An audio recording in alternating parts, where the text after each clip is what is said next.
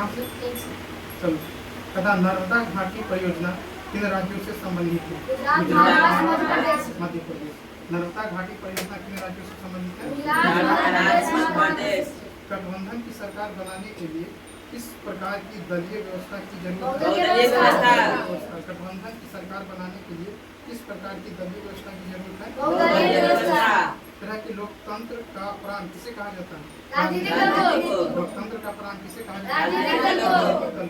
तथा चिपको आंदोलन का प्रारंभ किस राज्य से हुआ? चिपको आंदोलन का प्रारंभ किस राज्य से हुआ? आपातकाल की घोषणा कौन करता है? आपातकाल की घोषणा कौन करता है? भारत का सबसे पुराना राजनीतिक दल कौन सा है? भारत का सबसे पुराना राजनीतिक दल कौन सा है? ठीक है। सब दलीय गठबंधन कहाँ बना है? नेपाल में। सब दलीय गठबंधन कहाँ बना है? तरह की राजनीतिक दलों को मान्यता और उसका चिन्ह प्रदान करता है निर्वाचन आयोग। ठीक है। तरह की कौन जो क्षेत्रीय पार्टी है? लोक जनशक्ति पार्टी। कौन क्षेत्रीय पार्टी है? लोक जनशक्ति पार्टी। ठीक है। इसके बाद है कि बंगला किस राजनीतिक दल का चुनाव चिन्ह? लोक जनशक्ति पार्टी। तरह की कौन भारतीय किसान यूनियन के प्रमुख नेता थे? महेंद्र सिंह दिगाई। तो भारतीय किसान यूनियन के जो प्रमुख लीडर थे वो थे महेंद्र सिंह दिगाई। बोलिविया में जल संघर्ष का मुख्य कारण क्या था? पानी की कीमत में वृद्धि। बोलिविया में जल संघर्ष का कारण पानी की वृद्धि। नेपाल के किस राजा ने प्रजातांत्रिक शासन को स्वीकार करने से इनकार कर दिया? राजा ज्ञानेन्द्र। तरह की किस देश में एक दलीय प्रणाली में एक दल है? चीन। फिर कहता है कि कौन जहाँ राष्ट्रीय राजनीतिक दल नहीं है? कौन राष्ट्रीय राजनीतिक दल नहीं है? समाजवादी पार्टी। तरह की तारी विरोधी आंदोलन किस राज्य में शुरू किया गया? आंध्र प्रदेश। तारी विरोधी आंदोलन जो है किस राज्य से शुरू हुआ? आंध्र प्रदेश। तरह की साइकिल किस राजनीतिक दल का चुनाव चिन्ह है? समाजवादी पार्टी। और किस राज्य से बिलोंग करता है? उत्तर प्रदेश। फिर है कि संपूर्ण क्रांति का क्या उद्देश्य था? तो निर्वाचित सरकार को बदलना। तरह की किस वर्ष राजा ज्ञानेन्द्र के खिलाफ जन आंदोलन की शुरुआत नेपाल में हुई थी? 2006 में। तरह की वर्तमान में भारत में कितने राष्ट्रीय राजनीतिक दल हैं? 6। इससे ज्यादा है फिर हो जाए ना। नेक्स्ट कहाँ से होगा?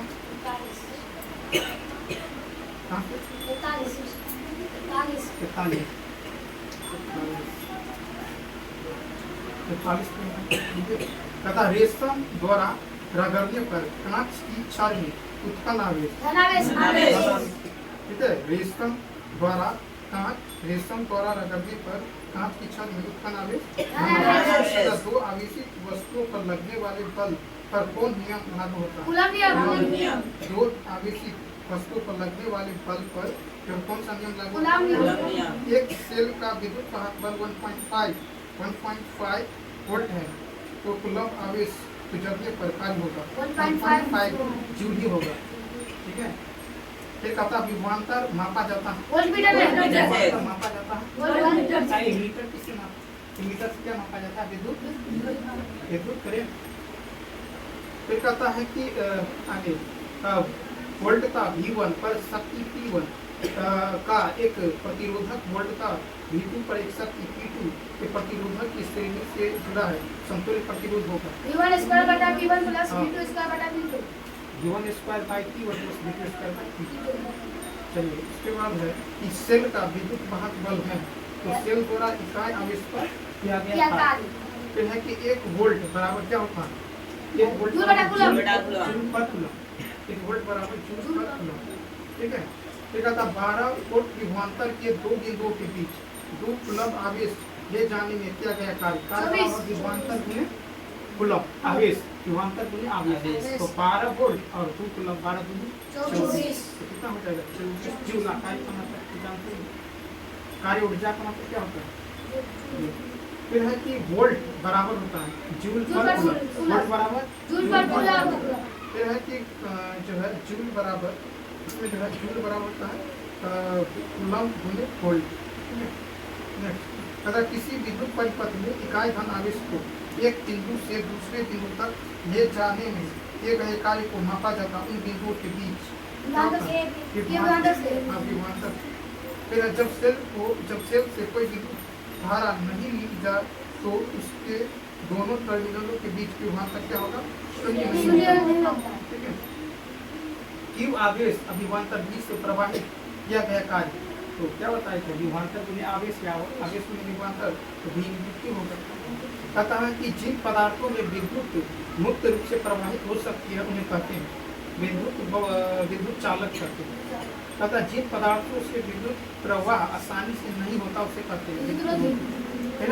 किसी वोल्ट मीटर में, अच्छा इसको हमने तो है कि वोल्ट मीटर को विद्युत परिपथ में किस क्रम में जोड़ा जाता है?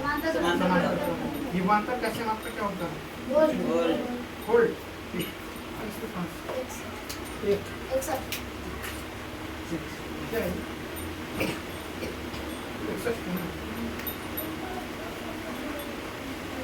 कहता है कि वर्तमान समय में कुल कृषि भूमि का कितना प्रतिशत भाग प्रति भूमि है? 5%। भारत के कुल भूभाग का कितना प्रतिशत भाग मैदानी है?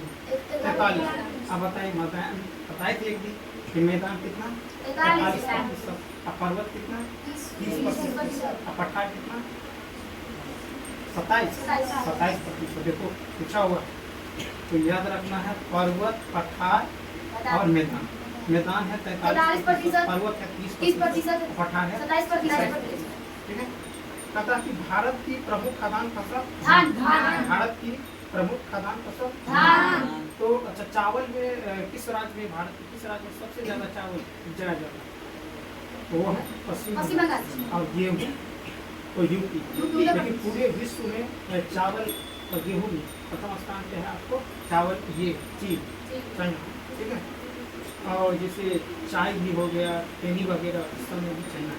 फिर कहता है कौन खरीफ की फसल है? धान। कौन खरीफ की फसल है? धान। लगना। फिर धान का एक प्रकार तो धान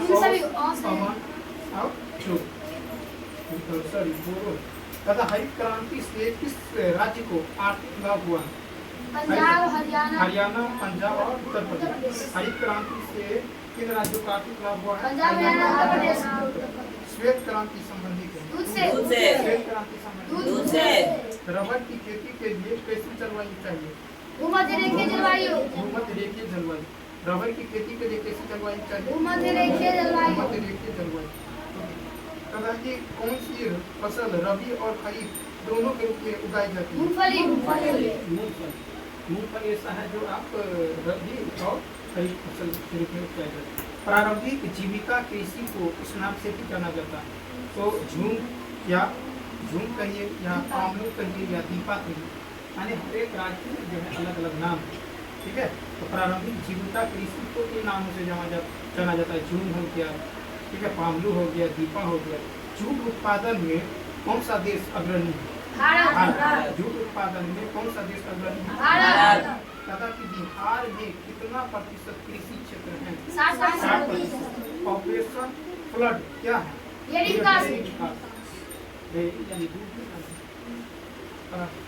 नेक्स्ट है ऑपरेशन फ्लड किस पंचवर्षीय योजना में प्रारंभ किया गया था? तो ये चतुर्थ पंचवर्षीय योजना। चतुर्थ पंचवर्षीय प्रथम पंचवर्षीय योजना का कार्यकाल 1956। कौन सा मॉडल? हाँ, किस पे बल दिया गया? कृषि पे। दूसरा किस पे था? महालोगिस में। उसमें किस पे बल दिया गया? उद्योग पे। अब कृषि का एक रूप नहीं है खनन, पशुपालन है, ठीक है, वानिकी है और मत्स्य पालन है। कौन रबी फसल है? गेहूं। रबी फसल है गेहूं, चना, मटर, सरसों, जौ, ये सब रबी फसल। एक कहता कि कृषि उत्पादों के मानकीकरण के लिए किस मानक का उपयोग किया जाता है? तो एक मानक गेहूं फसल है रबी। कहता हूँ कि कौन गेहूं का प्रमुख उत्पादक नहीं है? बोलो। उत्तर प्रदेश है, मध्य प्रदेश है, राजस्थान, तमिलनाडु नहीं है। ठीक है। कौन गेहूं का प्रमुख उत्पादक नहीं है? तो तमिलनाडु नहीं है, उत्तर प्रदेश है, मध्य प्रदेश की है और राजस्थान की। गेहूं के उत्पादन में भारत का विश्व में कौन सा स्थान है? तृतीय। तथा कौन मोटे अनाज की फसल नहीं? गन्ना। ठीक है, तो मोटे अनाज की फसल हुआ ज्वार हुआ, बाजरा हुआ, रागी हुआ, ये सब। फिर कहा कि भारत में ज्वार की सबसे अधिक खेती कहाँ होती है? महाराष्ट्र। भारत में बाजरा की सर्वाधिक खेती कहाँ होती है? राजस्थान। दाल किस पौष्टिक अंश का स्रोत है? प्रोटीन। ठीक है, तथा कौन दलहन की फसल नहीं है? बाजरा। तथा कि तिलहन के उत्पादन में भारत का विश्व में कौन सा स्थान? तृतीय। मूंगफली के उत्पादन में भारत के किस राज्य में सबसे ज्यादा ये मूंगफली होता है? गुजरात। सरसों के उत्पादन में भारत का कौन सा राज्य प्रथम स्थान पे है? राजस्थान। सरसों किस प्रकार की फसल है? और तथा कि सामान्य आपदाओं को कितने वर्गों में बांटा जाए? सामान्य आपदाओं को 2 वर्गों में बांटा जाए। फिर है कि शीत ज्वर का क्या कारण है? शीत ज्वर का क्या कारण है? तो ये जीवाणु। फिर है कि नगरों में सड़क कहाँ से पार करनी चाहिए? बताओ। तो जहाँ जेब्रा का चिन्ह बना, पैदल चलते समय सड़क पर चलना जो है आदर्श है। इस तरह तो बाएं। ठीक है, फिर है कि रेल यात्रा करते समय किन बातों का ध्यान रखना चाहिए? तो एक रेल यात्रा के दौरान ज्वलनशील पदार्थ नहीं ले जाना चाहिए। ठीक है, आज के